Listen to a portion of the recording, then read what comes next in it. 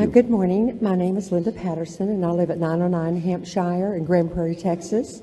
And I'm here to speak about fluoride this morning and the danger of it. In the U.S., about 70% of public water supplies are fluorinated. Yet the Centers for Disease Control and Prevention have recently acknowledged that the mechanisms of fluoride benefits are mainly topical, not systemic. There is no need whatsoever, therefore, to swallow fluoride to protect teeth. Since the benefit of fluoride is topically and the risks are systemic, it makes more sense to deliver the fluoride directly to the tooth in the form of toothpaste. Since swallowing fluoride is unnecessary and potentially dangerous, there is no justification for forcing people to ingest fluoride through their water supplies. A multi-million-dollar U.S. National Institute of Health-funded study found no significant relationship between tooth decay and fluoride intake among children. This was in 2009. This is the first time tooth decay has been investigated as a function of individual exposure, as opposed to mere residence in fluoridation communities. Yet, doubtless fluoride is added to our water supply, and we must ask ourselves why we are doing this. Many of those promoting fluoridation rely heavily on a list of endorsements, but endorsements do not represent scientific evidence. The continued use of these endorsements has more to do with political science than medical science. Where fluoridation has been discontinued in communities from Canada, the former East Germany, Cuba, and Finland, dental decay has not increased, but has generally continued to decrease. Some countries have areas with high natural fluoride levels in the water, and these countries, India, China, parts of Africa, and these countries, measures are being taken to remove the fluoride because of the health problems that fluoride can cause. Tooth decay is high in low-income communities that have been fluorinated for years. Despite some claims to the contrary, water fluoridation cannot prevent the oral health crisis, but results from rampant poverty, inadequate nutrition, and a lack of access to dental care.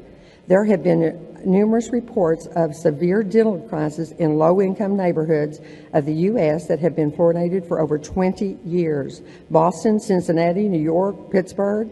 In addition, research has recently found fluoridation to be ineffective at preventing the most serious oral health problems facing children, namely baby bottle decay.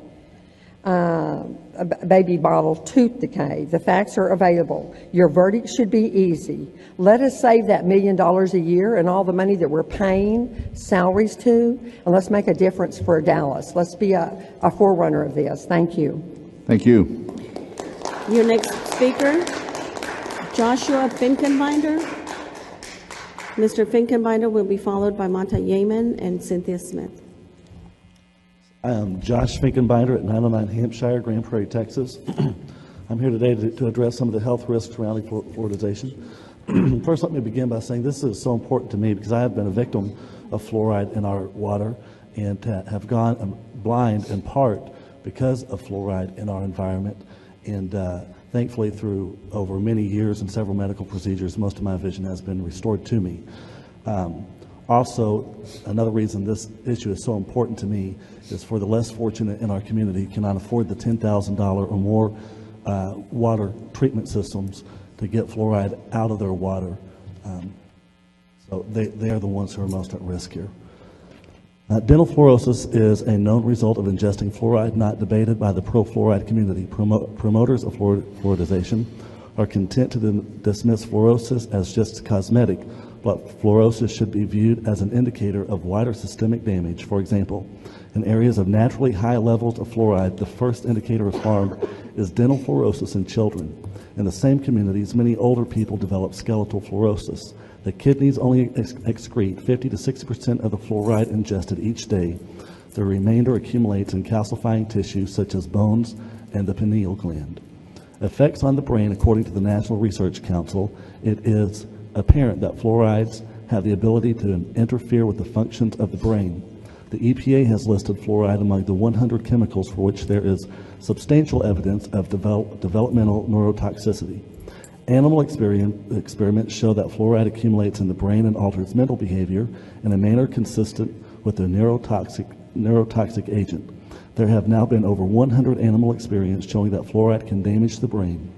Animal studies have found effects on the brain at water fluoride levels as low as 5 parts per million. There have now been 33 studies that have reported an association between fluoride exposure and reduced IQ. A team of Harvard scientists concluded that fluoride's impact on the developing brain should be a high research priority. Fluoride affects thyroid function. According to the U.S. National Research Council, several lines of information indicate an effect of fluoride exposure on thyroid function.